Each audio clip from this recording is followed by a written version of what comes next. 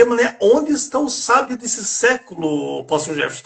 E, pastor, aonde que as pessoas podem ver as lives anteriores e mais essa que será colocada depois, pastor Jefferson? Nós temos a página do Álogos, né, que é a do nosso ministério, né, sempre uma palavra temática dessa doutrina, o contexto em que vivemos, né, para alicerçar a fé dos prezados irmãos. Temos o nosso canal Pastor Jefferson Renato Ribeiro no YouTube, né, também tem toda a série de lives que estão gravadas no nosso canal no YouTube, né. Temos a página pessoal, né, do Jefferson Renato Ribeiro também, o Facebook também, Jefferson Renato Ribeiro, e também o Spotify também temos essa disponibilidade de você ouvir a palavra de Deus, caminho do trabalho, em casa, nos momentos, né, de meditação, né, sempre uma palavra de poder, uma palavra alicerçada na pura palavra de Deus, da sã doutrina, né, na ortodoxia e também na ortopraxia, ou seja, a nossa ênfase é a fé correta e a prática dessa fé também correta, né, à luz da palavra de Deus, né, Ariels? Sem dúvida, pastor. E lembrando, né, do tema de hoje, onde está o sábio desse século? Lembrando, né, pastor, que o próprio Deus nos adverte, né, que o meu povo se perece por falta de conhecimento. A palavra está com o amado irmão, pastor, nesse início de live. Onde está o sábio desse século, pastor Jefferson? Pois bem, Ariel, é interessante a gente meditar no contexto de sabedoria, né? A Bíblia, através do apóstolo Paulo, vai nos revelar a busca, né, dessa sabedoria pelos gregos, né? Não a sabedoria de Deus exatamente, há essa distinção, né, da sabedoria humana e a sabedoria divina, né? E o ponto mais agravante da sabedoria humana é que ela muitas vezes chega a ser demoníaca, né? Ela busca seus próprios interesses muitas vezes, e assim não é a sabedoria divina, né? Que é tratado, que baseada num princípio que é o temor do Senhor, né? E o temor do Senhor é o princípio, né, da sabedoria divina, né? Então, afastar-se do mal, né, é princípio de sabedoria. Agora, no contexto que nós estamos tratando da sabedoria humana, ao qual Deus diz que destruirá a sabedoria dos sábios, e ele pergunta, né, esse é o nosso tema, onde está o sábio, né, deste século, né? Porque Deus destruirá essa sabedoria que não o glorifica, que não o exalta, né, que não o reconhece, né? No contexto da carta aos Romanos, há uma revelação de Deus exposta pela natureza, né? E eles são inexcusáveis, né? Você pode pensar, mas no tempo pré-socrático, que é o tema de hoje, né? Vamos ver alguns pontos dos filósofos pré-socráticos, né? E nesse contexto, qual era a mensagem de Deus nesse tempo em que eles viviam? Alguém pode questionar, houve uma proclamação da mensagem através dos judeus que eram portadores, né? A salvação vem dos judeus, Jesus vai dizer isso mais tarde, né? Nesse contexto todo, nós devemos lembrar que Deus se manifesta também pela natureza. E Paulo vai dizer mais tarde, né, que eles são inexcusáveis, porque o que nele se manifesta, pois Deus manifestou, né, a eles, né, e ao contrário do que alguém possa pensar, mas no período de Tales de Mileto, de Anaximandro, de Heráclito, de Parmênides e de Pitágoras, que são os principais do nosso contexto hoje, eles não tinham, obviamente, não tinha, o evangelho ainda seria escrito e a Septuaginta estava prestes a ser escrita no Egito pelos 70 sábios judeus, né, a versão grega do Antigo Testamento. Mas eles são inexcusáveis ali, porque a Bíblia assim o diz, porque pelo poder das coisas criadas, pelo poder de Deus manifesto das coisas criadas, Somente isso já torna o homem inexcusável, né? Ou seja, já torna o homem sem nenhum motivo para questionar que não conhecia Deus, porque a lei do coração, Paulo vai dizer isso também, por os gentios, quando manifestam a lei no coração, expressam sua consciência e os pensamentos. E aqui está o segredo com que Deus vai julgar os povos que viveram antes da lei, né? Ou seja, seria pela consciência, esse tribunal, pelos pensamentos, que Deus vai julgar os segredos dos corações, né? Então, qual era o pensamento acerca de Deus nesse contexto, quando surge, né, o auge da sabedoria humana na Grécia, né? A qual Deus está dizendo que vai destruir a sabedoria do sábio, né? Onde está o sábio? Porque eles são, sim, indesculpáveis, como diz a palavra de Deus. E você vai notar que a sabedoria de Deus usa um grande rei, né? Deus usou tremendamente Nabucodonosor para fazer um decreto mundial. É claro que ele viveu alguns séculos antes do helenismo, mas o grande império babilônico e também depois com a dispersão dos povos que estavam sobre a égide de Nabucodonosor, dos judeus pelas colônias, né? Depois que o rei da Babilônia perde seu poder, depois vem o reinado da Pérsia, mas mesmo assim várias colônias de judeus se espalharam pelo mundo com a mensagem, né? Com a mensagem do Deus único e verdadeiro, né?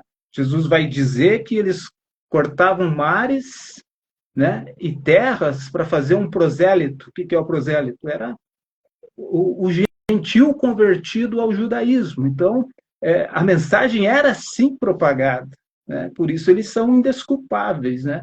E é nesse contexto todo que nós vamos analisar a ideia deles acerca de Deus, sabendo que eles tiveram sim um contato, um decreto mundial havia, e você há de convir, né, meu prezado irmão, amigo, que um decreto de Nabucodonosor se fez famoso em toda a terra, por séculos. Esse decreto, do qual ele diz que sejam destruídos todos os povos, nações, que venham a blasfemar contra o Deus de Sadraque, Mesaque e Abednego. Aqui é algo muito interessante, porque o povo de Deus está ligado ao seu nome, né? O povo que se chama pelo meu nome, isso é muito profundo, é muito forte, no sentido de que você para pensar, né? Nós somos o povo de Deus, o povo que se chama pelo seu nome, mas Nabucodonosor não sabia o nome de Deus, ele sabia sim o Deus Altíssimo. A referência de Nabucodonosor a Deus é o Deus Altíssimo, e esse sim é um atributo mais do que um nome, mas também é um nome, não tão usado pelo povo de Deus, né? É o Elion, Deus Altíssimo, né? Então, Nabucodonosor vai chamar o Deus Altíssimo, que tem poder sobre todas as coisas, que pode levantar, que pode abater, né? Então, ele teve, através daquela experiência de ver Sadraque, Mesaque, Abednego sendo libertos da fornalha quente, e logo depois, a sua experiência pessoal, depois de se tornar um animal por 7 anos, né, no campo, e por não ter honrado a Deus, né, quando ele se exalta e diz na sua glória que tudo aquele reino glorioso da Babilônia foi ele que conseguiu, né? Deus dá uma lição tremenda, de 7 anos ele vai viver como um animal, né, na relva, tomando chuva, sereno, e depois Deus restitui, e ele glorifica a Deus, ele exalta Deus, ele bendiz a Deus, né? Então, isso ficou famoso nas províncias ali da região do Oriente, né, no Egito, na proximidade ali da Grécia. Isso se fez notório no mundo todo, mudou até o conceito, né, de se ver apenas o politeísmo, mas também se ver agora uma ideia de um Deus único e verdadeiro começava a permear mentes e corações, né? Então, nesse contexto todo, a sabedoria não vai glorificar, a sabedoria humana, né? Não vai exaltar, não vai glorificar a Deus, né? E é isso que Paulo expressa mais tarde quando ele escreve a carta aos Romanos. Mesmo conhecendo a Deus, não tiveram, né, a sensatez de glorificá-lo, né, Ariel? Sem dúvida, pastor. Falando sobre a sabedoria humana ainda, né, amado pastor Jefferson? A verdadeira sabedoria, a gente fala que essa, no caso a sabedoria vem dos céus, né, pastor? Porque às vezes a gente confunde. Inteligência é uma coisa, inteligência é Deus que dá também, né, pastor? Sabedoria, a verdadeira sabedoria é só Deus que dá. E hoje nós vemos também, hoje, né, pastor Jefferson, tanta tecnologia, o que a inteligência humana tem feito nos dias atuais, que é devido ao avanço da tecnologia, cada vez mais se distanciando da presença de Deus também, né, pastor Jefferson? No mundo atualmente que nós estamos vivendo, né, pastor? Sem dúvida, Ari, você vê que nós estamos na era que já não dá para voltar atrás, né? A IA chegou de uma forma, a inteligência artificial, que não tem volta, né? Hoje tudo é inteligência artificial e as profissões do futuro estão ligadas a quem possa trabalhar nesta área. Muitos empregos vão simplesmente sumir, outros vão aparecer, né? Então, é assim, e nós estamos numa era de robótica, de conquista de Marte, não é mais da Lua, é de Marte, né? A ideia do homem de subir cada vez mais aos seus limites, mas a Bíblia diz que há um limite da qual ele não passará, né? Deus colocou um limite. Deus coloca limites no homem, inclusive para o pecado, né? As pessoas não lembram de ir à Bíblia e se esquecem de que há um limite para o pecado, ou seja, o pecador vai pecar até um ponto só.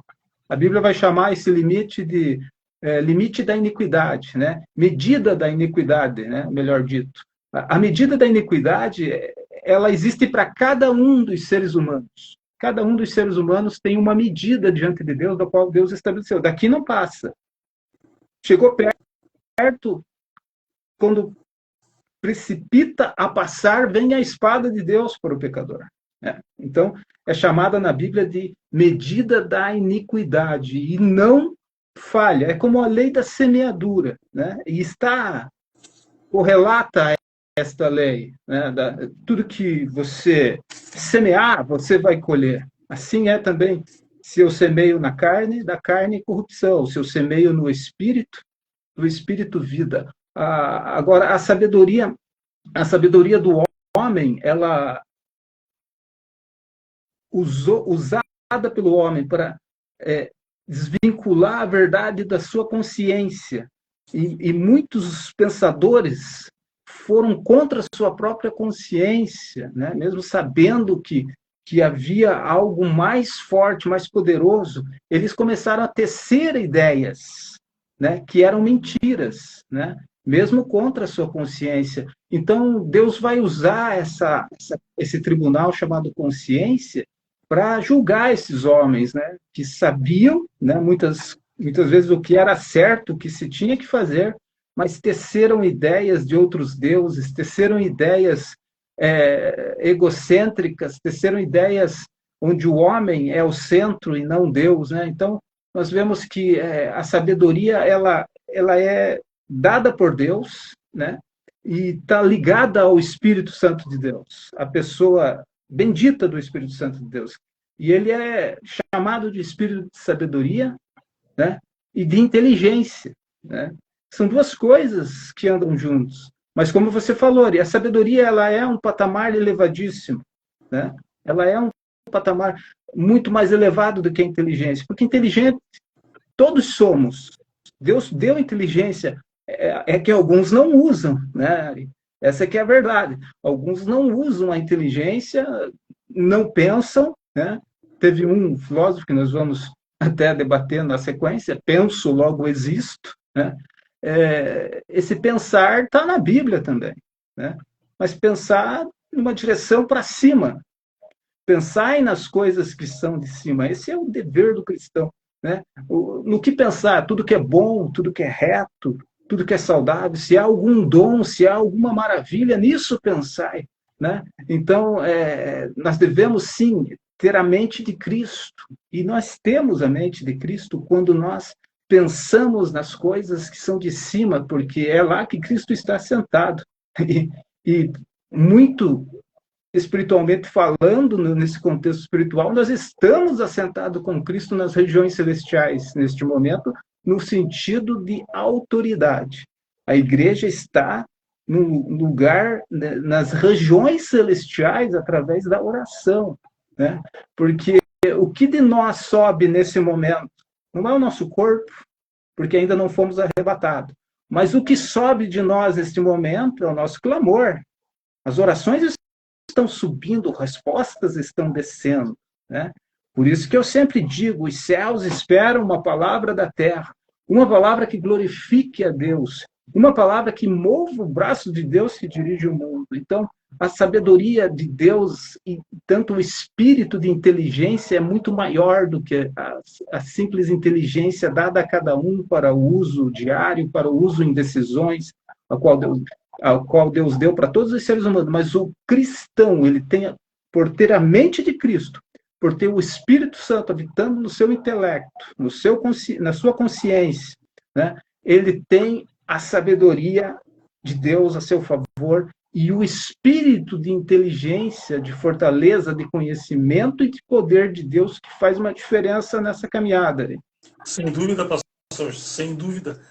Mas o que é preocupante, né, pastor? Não sei se o irmão pode até fazer uma colocação melhor, é que nós estamos vivenciando os tempos na atualidade de hoje que está muito pior comparado ao passado, pastor Jefferson. Hoje, realmente, o cristianismo, além de ser um cristianismo fraco, um cristianismo que é pregado e mostrado que é ser fácil, ser cristão e viver cristianismo não é fácil. Mostra uma imagem de indo para o templo, parece que está indo se divertir, está indo para um lugar social e parece, pastor, se não estiver falando até besteira, que às vezes são as antigas pessoas que nós estamos falando de o pré-socrático dentro da igreja, as pessoas que pensam que conhecem, mas não conhecem tão distante de Deus, pastor Jefferson. Sem dúvida. Você olha hoje, fazendo essa comparação, essa analogia, o pré-socrático ele tinha uma visão naquilo que era palpável. Então ele olhava, por exemplo, Tales de Mileto vai olhar para a água e vai achar que a água tenha o divino, né? Anaximandro vai dizer que é o Aiperon, né? O Apeiron, né? Melhor dito. Então, eles vão ver olhar para aquilo que é palpável. E nesse contexto de analogia, é bem colocada a tua fala, porque nós vivemos uma era dentro das igrejas, e leia-se, quando eu digo igrejas, templos de denominações, né? Porque o conceito igreja é a Universal Assembleia dos Santos. As pessoas falam, vamos à igreja. Você vai ao templo. Porque se você vai à igreja, você não é igreja, então. Não tem sentido dizer eu vou à igreja. É que, comumente falando, ficou um refrão mais usual. Mas a Bíblia fala que Jesus foi ao templo. Todas as citações não diz que Jesus foi à igreja. A igreja é um mistério que esteve oculto, a igreja é um patamar elevado, não se pode confundir. Essa geração do palpável, eles falam muito de geração Nutella, né? Crente Nutella, né? Não tem força para nada, não suporta a menor luta, né? Por quê? Porque ele confia no templo, ele confia no sistema eclesiástico. Nós estamos vendo os escândalos, as tragédias, uma após outra, dia após dia, as pessoas vivendo em torno do templo, mas elas não são igreja de Cristo. Elas deixaram de ser há muito tempo, quando não cumprem o princípio da santidade, o princípio do amor a Deus, o princípio da piedade.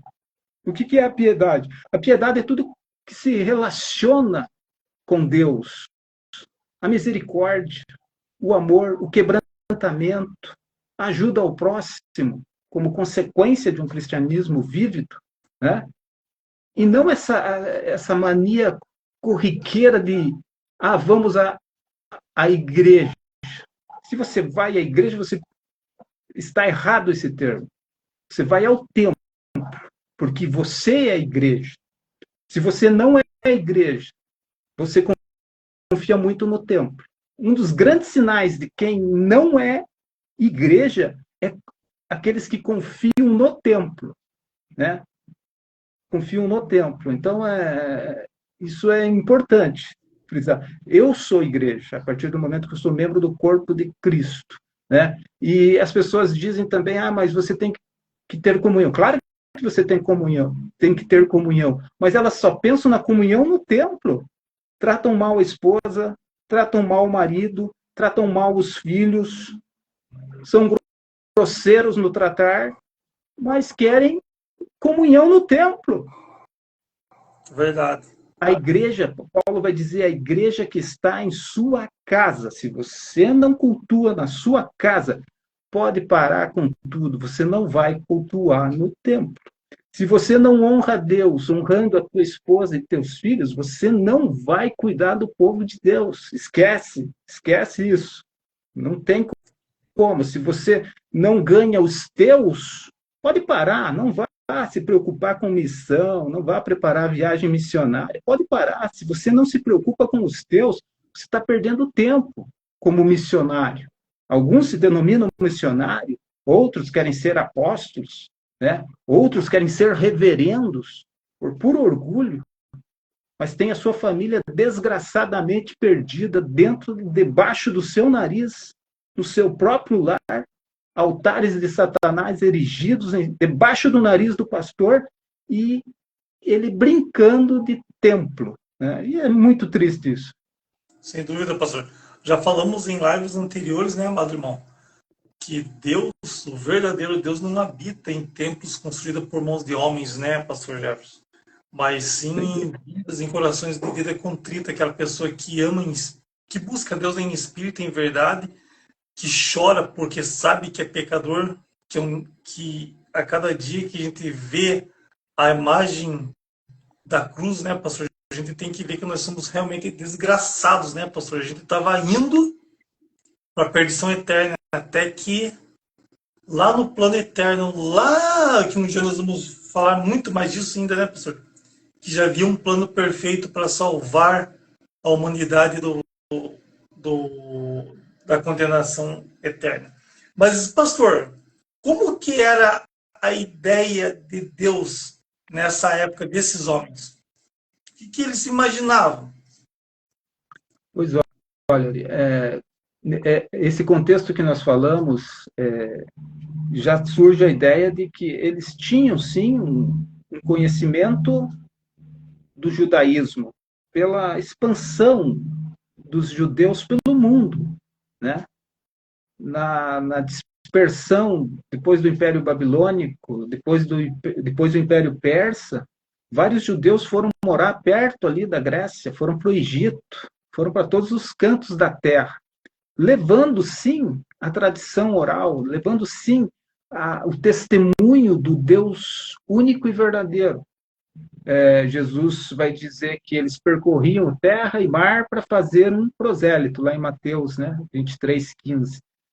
Naquele contexto, cabe observar que Jesus está criticando, está condenando os judeus que faziam isso sem amor.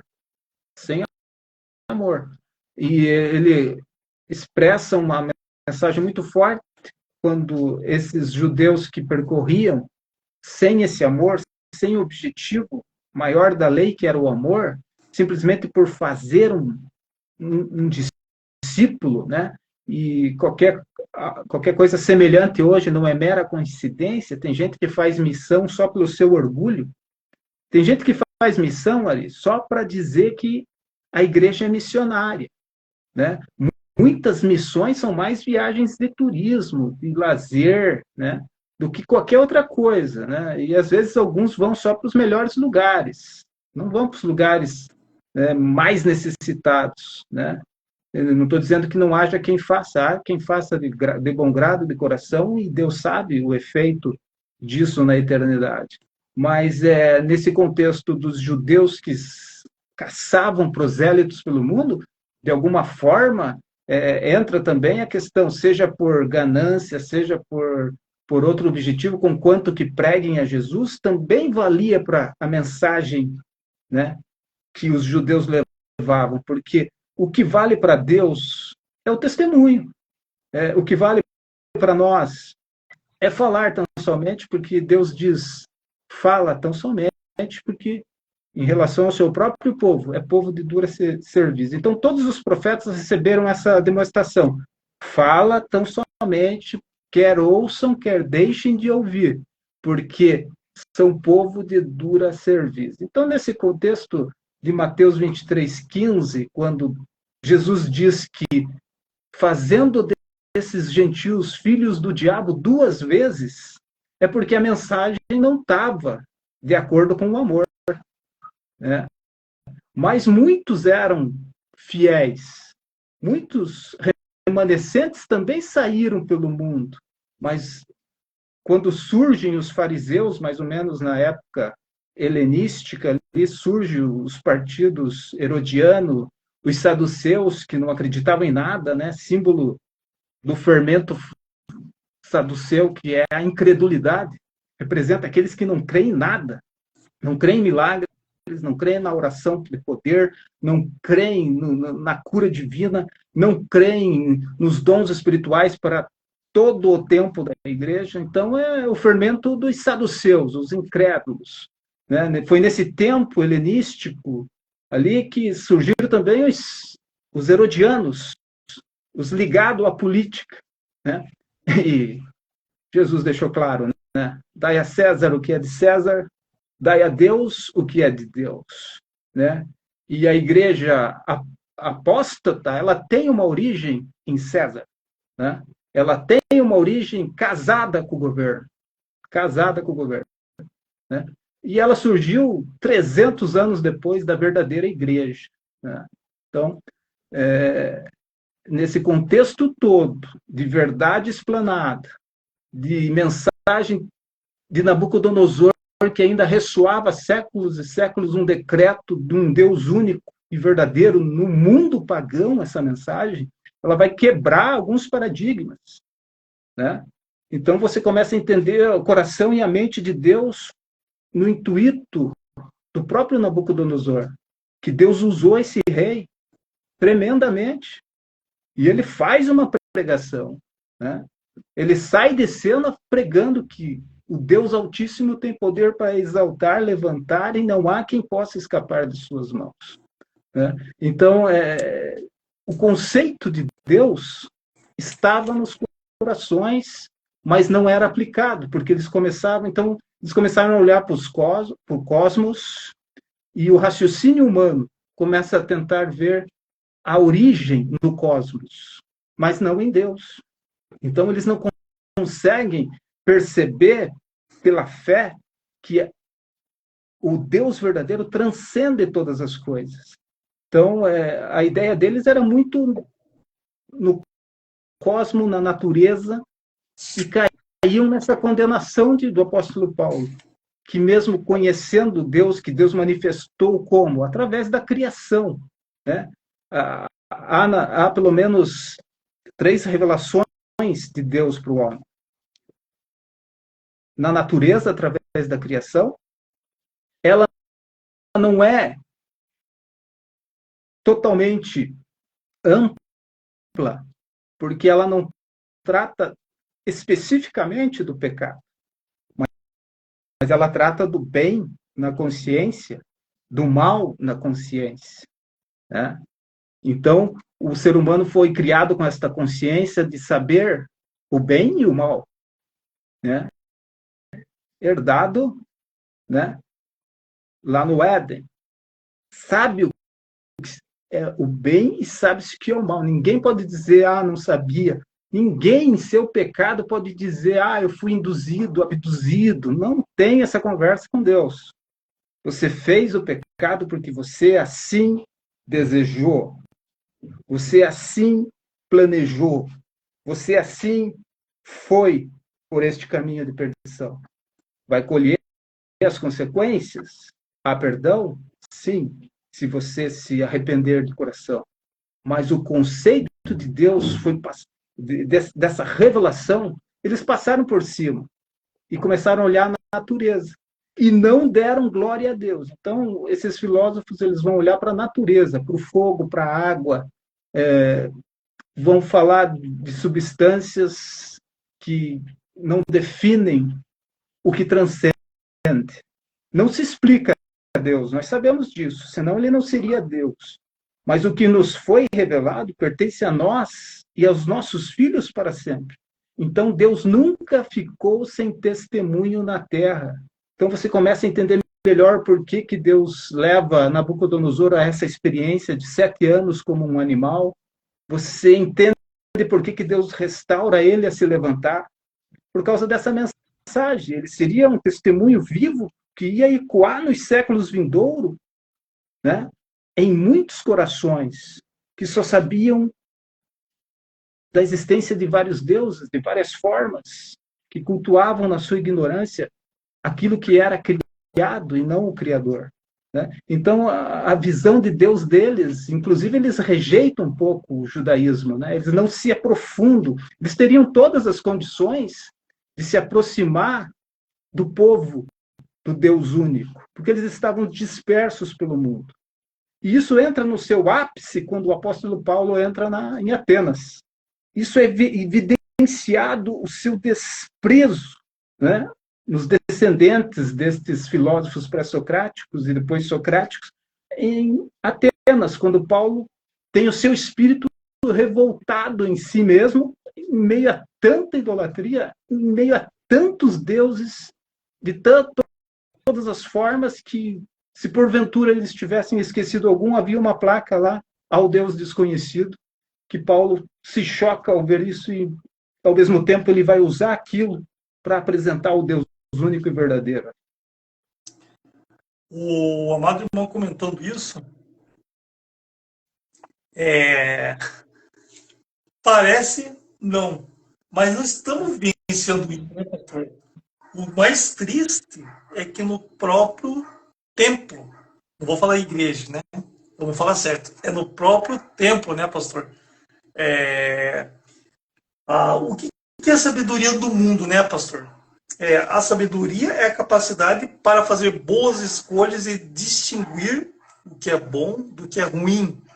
De acordo com a Bíblia, a verdadeira sabedoria só pode ser alcançada através do Espírito Santo e de uma vida dedicada a Deus. A sabedoria que vem de Deus vale muito mais do que a sabedoria do mundo. No entanto, a sabedoria que vem do alto é, antes de tudo, pura, depois pacífica, amável, compreensiva, cheia de misericórdia, que o amado irmão acabou de comentar, e de bons frutos, imparcial e sincera, né, pastor? Então, nesses casos, a gente vê que a verdadeira sabedoria, a verdadeira, realmente não é desse mundo, né, pastor Jefferson? Certamente. A sabedoria em Provérbios 8, ela é personificada em Cristo Jesus, né? Então, em Provérbios, Jesus Cristo é a sabedoria de Deus. E ela clama pelas ruas. Ela está clamando para ver quem vai dar ouvidos a ela, né? E ela se distingue muito, né, da sabedoria humana, tão somente, como você disse, para ter bons negócios, melhor escolha, diminuir esforço, né? Pensa só no que a samaritana pensou, né? A samaritana, quando encontra Jesus e ele oferece a água viva, ela liga justamente com a sua necessidade de todo dia estar indo ao poço de Jacó, e ela liga, nossa, não vou poder mais precisar vir aqui, à luz do meio-dia, nesse calor. Então, assim são as mentes carnais, né? Que não sabem o que é adoração. Eu chamo de síndrome dos samaritanos, porque a mulher samaritana aponta para um monte, Gerazim, né? Onde os samaritanos, nesse contexto, depois do exílio, começam a rivalidade com os judeus, né? Porque os judeus que voltam sob o decreto de Ciro, quando voltam para a Terra Santa, encontram os samaritanos envolto com outros povos, o que era contrário à lei judaica, né? E consideram, então, eles impuros. Então, eles têm que escolher o Monte Gerazim para adorar, né? E Jesus vai dizer, vós não sabeis o que é adorar. Vós não sabeis o que é adorar, né? Porque não é ali, não é aqui, nem acolá, mas os verdadeiros adoradores adorarão ao Pai em espírito e em verdade. Em outras palavras, a mulher samaritana estava apontando, ó, é nessa igreja que eu devo adorar Jesus? Ou será lá em Jerusalém que eu devo adorar? Vós, judeus, adoram em Jerusalém, nós, samaritanos, nos adoramos aqui. Onde se deve adorar? Né? Essa é a síndrome hoje. A guerra das placas, a guerra das denominações, vem para a minha igreja, né? No conceito errado, né? Eles deviam dizer, pelo menos, vem para o meu templo, e misturam a palavra igreja, né?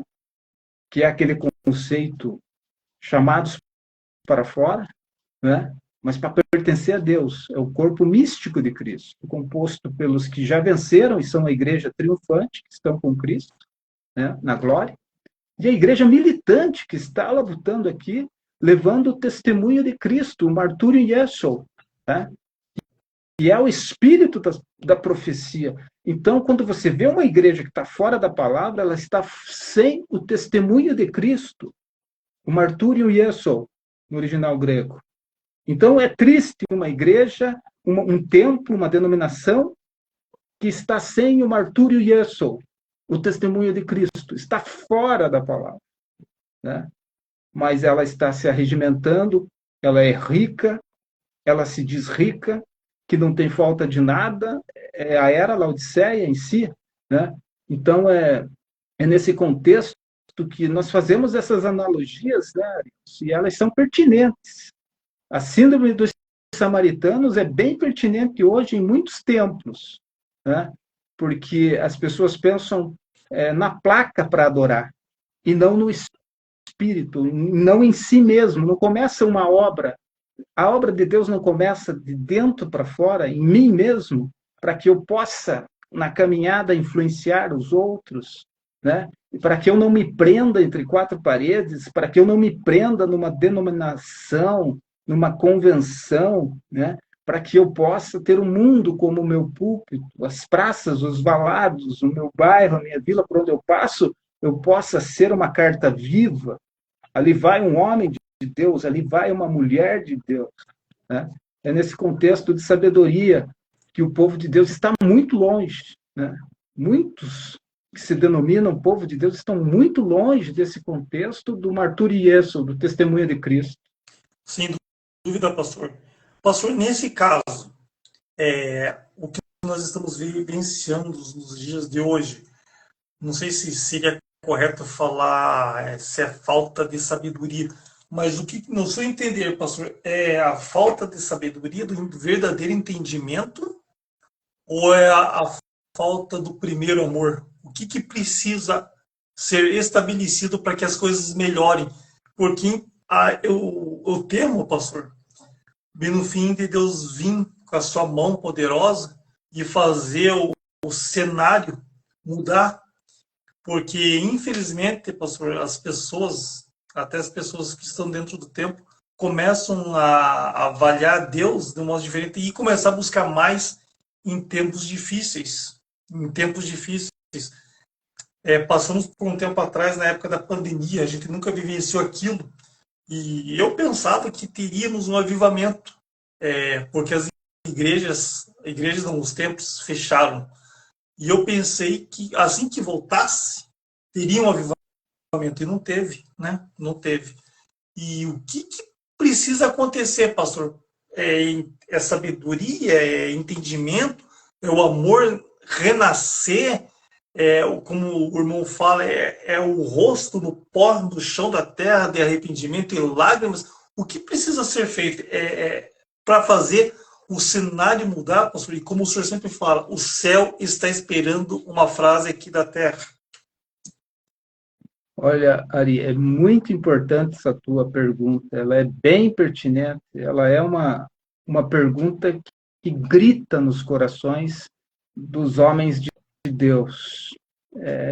O que fazer, né? E nós sabemos fazer. A receita está na própria palavra de Deus.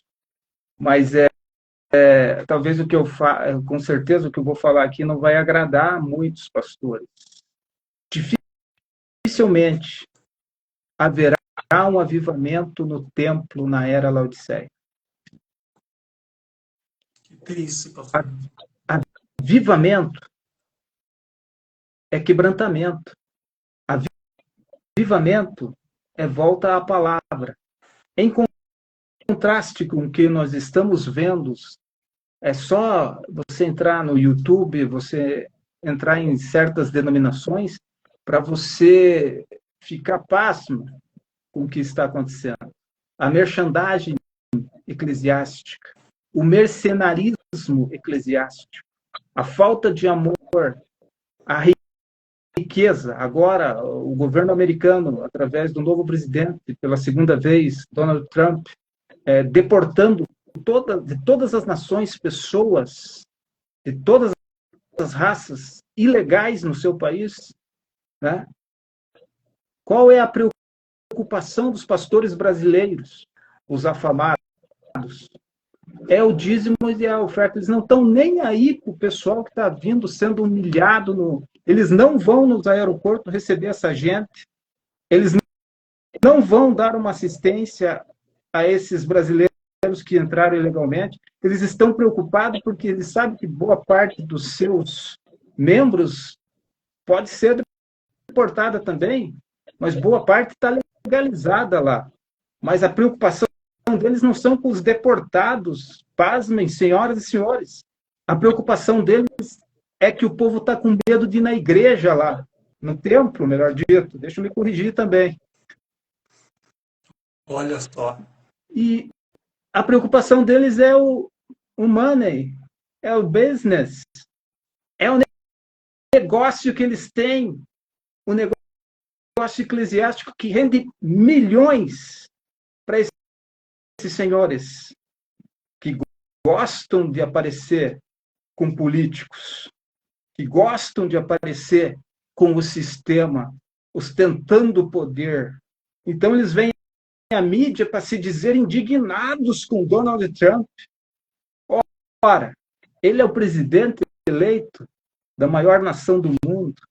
Ele cuida da sua casa do jeito que ele assim entender. E nós, na nossa casa espiritual, estamos cuidando, né? Nós temos que tirar lições, né? Agora, esses líderes que gostam de estar com as multidões nas ruas, nas praças, para exercer uma influência que eles não têm, eles gostam de business, money, eles gostam de dízimos e ofertas, e vai cair muito agora, porque o povo lá nos Estados Unidos está com medo. Essa é a preocupação desses senhores feudais, eclesiásticos, que são lobos devoradores da gordura do seu povo. E é este povo que parece que tem um tampão nas ventas, que não consegue discernir a verdade e fica sujeito a esses líderes, lobos devoradores. Né? Então, avivamento não vai ter no templo. E eu trago uma analogia para dizer isso, não por mim mesmo, Eu vou citar Elias, o profeta de fogo. No tempo de Elias, a apostasia corria solta. Baal estava sendo adorado. E Jeová dos exércitos tinha sido deixado de lado. Deus levanta Elias, o tisbita, morador de Gileade, lá onde o vento faz a curva em Israel. Lá em Gileade, um lugar de desprezo, onde ninguém esperava nada e ninguém. Vem Elias, o tisbita, e dá de dedo na cara de Acabe. Tu és o perturbador de Israel. Tu és o perturbador de Israel. Baal vai morrer. E ele desafia os profetas de Baal, faz um altar, cava uma sanga, joga água, muita água. Isso depois dos profetas de Baal se cortarem, se dilacerarem entre si, clamando por um Deus morto que não responde. Então, Elias chega para lá. Agora é minha vez. Ele cava uma sanga, conserta o altar e deita água, muita água. Água da palavra. Ele junta as 12 pedras, cada tribo de Israel, simbolizando cada tipo de crente. E o segredo é a união. O segredo é estar num propósito da sã doutrina da palavra de Deus. Com a água da palavra, o fogo desce. É a única maneira. Mas nesta era, profeticamente, onde Cristo está fora da igreja, não haverá avivamento em templo. O avivamento vai acontecer na igreja que está em tua casa. O avivamento vai acontecer nos 7.000 a pão e água nos subterrâneos de Israel, que simbolizam aqueles remanescentes que não estão necessariamente no templo, mas estão escondidos com pão e água, mas com Deus. E Elias pensava que estava sozinho. Deus abaixa a bola do profeta ao dizer: eu tenho 7.000 a pão e água. Menos, Elias. Menos. É nesse contexto espiritual que Elias representa a igreja, que tem autoridade para desafiar o pecado, autoridade para destruir o altar de Baal, autoridade para glorificar Deus e fazer na sua oração o fogo cair, que eu digo isso. Na autoridade de um profeta que foi arrebatado, assim como a igreja será arrebatada, é que eu digo que não haverá avivamento em templos nesse tempo do fim. É de arrepiar, pastor. É de arrepiar. Estamos vivendo os tempos finais, né, pastor? Que temos que rever nossos conceitos, ver nossas vidas, ver o que é necessário e buscar essa mensagem, pastor. Que o céu aguarda, o Deus aguarda uma frase da terra, do homem ao céu, que liga lá, ele está esperando. E é triste, pastor, ver isso, o que estamos vivenciando, e eu espero que estejamos preparados, né, pastor, porque será poucos, porque o cenário não é bom, e o cristianismo que está se pregando, e muito mais as vidas que estão vivenciando hoje, a gente não tem visto diferença, a gente não tem visto resultados, a gente não tem visto muito temor, pastor Jefferson, o temor de fazer a coisa certa para agradar a vida da pessoa, ser uma vida agradável na presença de Deus, o arrependimento. Estamos muito aquém, né, pastor Jefferson? E eu tenho esperança, pastor, eu tenho esperança que chegará o momento que terá uma nova revolução do cristianismo, porque a obra do Senhor vai adiante e Deus tem os dele, Deus há de agir, né, pastor? Porque tudo tem um propósito acima dos céus e abaixo dos céus, e acreditamos, pastor, que em breve, muito breve, iremos regozijar, pastor Jefferson, porque com certeza o cenário está já sendo feito, a gente vê através da própria internet, né, pastor, falando sobre a sabedoria, a robótica, como o irmão acabou de falar, a inteligência artificial, rumores de guerra, mas que não vai acontecer, a presença do anticristo que já está no mundo, mas não se prega o que precisa fazer para alegrar o coração do Todo-Poderoso, porque é Ele que irá reger os fins dos tempos e o próprio Apocalipse, pastor Jefferson. Sem dúvida. Deus tem um compromisso com o fiel, Ari. É como numa grande colheita, né? Os gregos procuraram Jesus Cristo no dia da grande festa no templo, e um dos discípulos vai trazer essa notícia: mestres, estão aí 2 gregos e querem vê-lo. Jesus responde: o grão de trigo caindo na terra, se não morrer, não produz fruto, mas morrendo, produzirá muito fruto. Para bom entendedor, leia-se: os gregos vieram fazer um convite para Jesus ir para a Grécia, o centro da sabedoria humana. Mas Jesus veio para morrer em meu e em teu lugar. E é por isso que ele responde isso. O discípulo não entende nada, mas Jesus Cristo entendeu. Ele veio exatamente para morrer, né? O justo pelos injustos, né? O santo pelos impuros, para comprar para si um povo zeloso e de boas obras, um povo separado, um povo que vive em santidade. E a palavra santidade, né, significa brilhar. É algo que queima, é algo que faz brilhar. E o poder da cura, o poder da libertação, para aqueles que dizem que não veem milagres, para aqueles que dizem que Deus não opera, para aqueles que dizem que isto era para o tempo dos apóstolos, é porque eles não vivem em santidade. O poder da cura, o poder do milagre está na santidade ao Senhor. Se você tem mão santa, pura, é por isso que Deus vai dizer: levantai mãos santas e puras no altar. O poder vem do altar. O poder está na tua vida se você tem um altar consagrado ao Senhor. Se você vive santidade ao Senhor, você pode orar e pessoas serão curadas. Se você vive santidade ao Senhor, você vai orar e os céus vão se abrir naquilo que você pedir. Então, tudo ao redor do templo tinha uma lei: santidade ao Senhor.